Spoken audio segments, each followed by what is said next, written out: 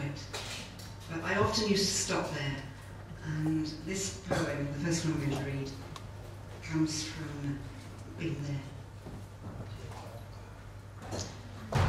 These stones never dry out. Raven black, they bring their Latin fingers together in a prayer that opens out at the palm's heel. An arc, an A, a long amen frames the tally hills. Its skyward height aspires to transcend ruin. Enclosed, the Celtic curves endure. Called to an autumn absentia, you tread a grassed aisle, thicken a footfall of obedience to where the arch has you beneath its blackened wing. Look up, you are small, small as the forgotten word. Oddly warm in the darkness of a borrowed belief. As it was in the beginning, is now. These stones have tasted the breath of monks. Moist with sobriety, they sing devotion, industry, servitude, head-bowed motto of a working brethren.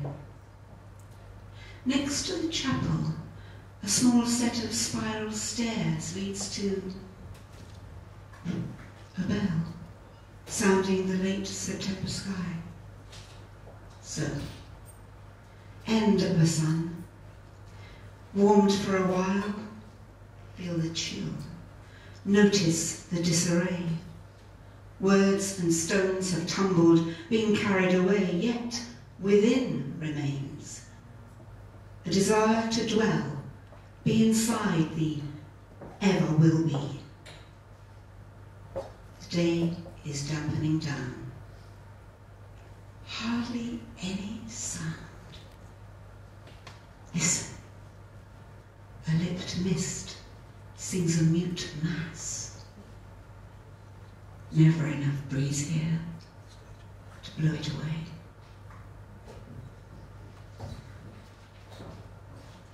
Okay, that was about place, and this poem is about space.